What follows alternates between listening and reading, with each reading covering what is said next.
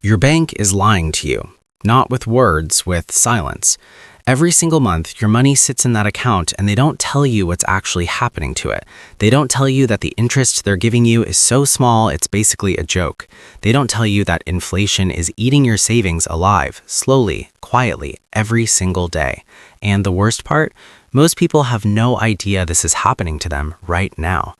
But before we get into what you should actually be doing with your money, I need to tell you about 3 things that are going to completely change how you think about cash. The first one is going to make you uncomfortable. The second one is something almost nobody talks about. And the third one, the one we get to near the end of this video, is the reason why some people seem to build wealth without even trying, while others work hard their entire lives and never get ahead. We'll come back to all 3. But first, meet James.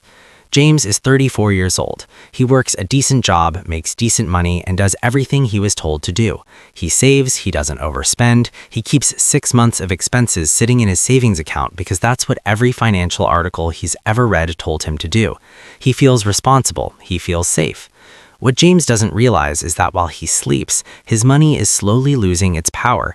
Not dramatically, not all at once, just quietly. Every single month, a little bit more of his purchasing power disappears. And here's the thing about James. He's not unusual. He's the majority. And if you're keeping most of your cash in a bank account right now, then what's happening to James is probably happening to you too. So let's talk about why the bank is one of the worst places to keep your money, and more importantly, what you should actually be doing instead.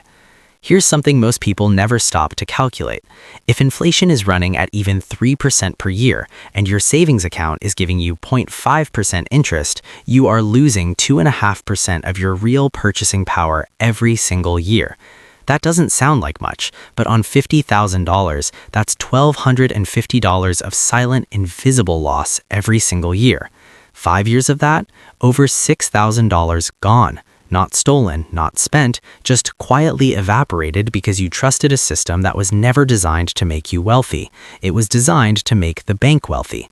Your deposits are their raw material. They take your money, lend it out at 8, 10, 15%, and give you back 0.5%. Think about that for a second. You are the product. And now that we've established what the problem actually is, let's talk about the 5 assets that are genuinely better and safer than keeping cash sitting at a bank. And the first one is going to surprise you because most people think of it as risky. But here's the truth. In the right form, it might actually be one of the safest things you can own. The first asset is Treasury Inflation Protected Securities, or TIPS. Now, before your eyes glaze over, stay with me for 1 second because this is genuinely one of the most underrated tools in personal finance. TIPS are government bonds, which means they're backed by the full faith and credit of the government. But here's what makes them different from a regular savings account. Their value adjusts with inflation automatically. So if inflation goes up, your principal goes up with it. If inflation goes down, you're still protected because the government guarantees you get back at least your original investment. Compare that to your savings account, which just sits there bleeding purchasing power while the bank profits off your money. James actually came across TIPS once while reading an article at 2 in the morning. He thought it sounded boring. He kept scrolling. That was a mistake, because the people who quietly moved even a portion of their savings into TIPS over the last few years watched their money keep pace with the real-world cost of living, while everyone else watched their savings slowly lose ground. Here's where it gets interesting. TIPS aren't just for retirees or finance nerds. They're accessible, they're simple, and they're one of the most direct answers to the inflation problem that most people don't even know they have. But TIPS are just the beginning. The second asset on this list is one that people either love or dismiss entirely, and if you've dismissed it, I want you to reconsider, because the data on this one is pretty hard to argue with. The second asset is real estate, but not in the way you're probably thinking. You don't need to buy a house, you don't need a down payment or a mortgage or landlord license, because there is a vehicle called a real estate investment trust, or REIT, that lets you invest in real estate the same way you'd buy a stock, with as little as $20 or $20. And here's what makes real estate so powerful as an asset class compared to cash sitting in a bank. Real estate has historically appreciated over time. It generates rent through rent, and it acts as a natural hedge against inflation, because when the cost of living goes up, rents go up, property values go up, and your investment goes up with them. Your savings account does none of those things. It just sits there. James looked at REITs once and thought, this seems complicated, but here's the reality. A basic publicly traded REIT is no more complicated to buy than a share of stock. You pick it, you buy it, it pays you dividends, and the underlying real estate appreciates over time. That's it. No tenants, no toilets, no down payment, just exposure to one of the most historically reliable asset classes in the world. And we'll come back to James in a minute because what he eventually decides to do with this information is actually the most interesting part of this whole story. The third asset is one that gets a lot of attention, but almost always for the wrong reasons. Most people either panic buy it when things go wrong or completely ignore it when things seem fine. But the smart approach is neither of those. The third asset is gold, and more broadly, commodities. Now, I'm not saying put all your money into gold bars and hide them under your bed. That's not the point. The point is this. Gold has maintained its purchasing power for thousands of years. Thousands. The Roman Empire used gold. Ancient Egypt used gold. And right now, today, gold is still storing value in a way that no fiat currency has ever managed to sustain over long periods of time. When inflation spikes, gold typically rises. When currencies weaken, gold typically holds its ground. When stock markets crash, gold often moves in the opposite direction. It's not a get-rich-quick asset, it's a preserve-what-you-have asset. And compared to cash sitting in a bank account slowly losing value to inflation, a measured allocation to gold, even 5 or 10% of your savings, acts like insurance for your purchasing power. The question isn't whether gold is exciting, it's whether you can afford to ignore what it does. And here's the part that nobody talks about, so pay attention here. The fourth asset is one that the wealthiest people in the world use constantly, but most regular people have never seriously considered putting their savings into. The fourth asset is index funds, specifically broad market index funds.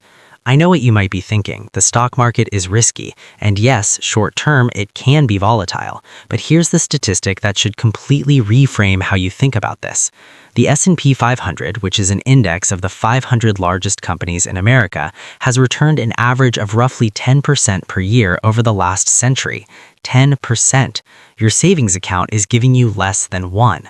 The key word there is average. It doesn't go up 10% every single year. Some years it drops, some years it soars. But over long periods of time, 5 years, 10 years, 20 years, the data is overwhelmingly consistent. People who stay invested in broad index funds over the long term have historically grown their wealth in a way that no savings account has ever come close to. Here's the simple version. Every dollar you leave in a savings account at 1% interest doubles in 72 years. Every dollar invested in an index fund averaging 10% doubles in about 7 years. That's not a small difference. That's the difference between struggling and retiring comfortably. And here's what James finally figured out. He wasn't bad with money, he wasn't unlucky, he was just playing the wrong game. He was keeping score with a ruler when everyone who was actually building wealth was using a completely different measuring system. We'll get to exactly what James did about that in just a moment, but first, the fifth asset. And this one is the most counterintuitive of all 5. Most people hear it and immediately push back, but by the end of this explanation, I think you're going to see it completely differently. The fifth asset is yourself, specifically investing in skills, knowledge, and income-producing capabilities. Now, before you think this is some motivational speech, let me give you the financial argument because it's actually a very hard one to counter. What is the return on investment of a savings account? Less than 1%. What is the return on investment of learning a skill that adds $2,000 a month to your income? Infinite. There is no savings account, no stock, no bond, no piece of real estate that can match the compounding return of increasing your own earning capacity. A lawyer who learns a new area of law can double their client base. A freelancer who learns one new high-demand skill can double their rates. A business owner who learns how to run paid advertising effectively can double their revenue. None of those outcomes are available to cash sitting in a bank. And here's what makes this even more powerful. When you invest in yourself, no market crash can take it away. No inflation can erode it. No bank can fail and lose it. Your skills go with you everywhere, permanently. James thought about this for a long time. He had been putting money into his savings account for 6 years. He felt safe, but when he actually sat down and calculated how much he had made on that savings account over 6 years versus what he could have made by taking even a fraction of that money and investing it into a professional certification that expanded his career options, the difference was almost embarrassing. And here is where everything finally comes together. Here is the part I promised you at the beginning, the part that most people never actually connect. James didn't have a money problem. He had a framework problem. He was using a framework for money that was designed in the 20th century for a world where savings accounts actually paid meaningful interest, where inflation was predictable, and where a single income source was enough to build a stable life. That world no longer exists, and the framework that worked then doesn't just fail to work now, it actively works against you. Because here is the real insight. The bank isn't a savings tool, it's a liquidity tool. It's where you keep the money you need quick access to, your emergency fund, your monthly expenses. The cash you might need in the next 30 to 60 days. Everything beyond that, every dollar you have parked in a savings account beyond your immediate needs, is a dollar that is slowly losing its purchasing power while the bank profits from it. The people who are quietly building wealth right now are not smarter than you. They are not luckier than you. What they are doing is using their money differently. They are keeping a small, liquid cushion in the bank and putting everything else to work across assets that either grow, generate income, hedge against inflation, or expand their ability to earn more. Treasury bonds that protect against inflation, real estate through REITs that appreciate and pay dividends, gold and commodities that hold purchasing power over centuries, index funds that have historically compounded at 10% annually over the long term, and investments in themselves that generate returns no financial instrument can match. James eventually moved the majority of his savings across these 5 categories, not all at once, not dramatically, just gradually over about 18 months, shifting money out of his savings account and into assets that were actually working for him. 4 years later, his net worth had grown more in those 4 years than in the entire previous decade of disciplined saving. Not because he earned more, not because he got lucky, but because he finally stopped playing defense with his money and started making it work. Here's the one thing I want you to take away from this entire video.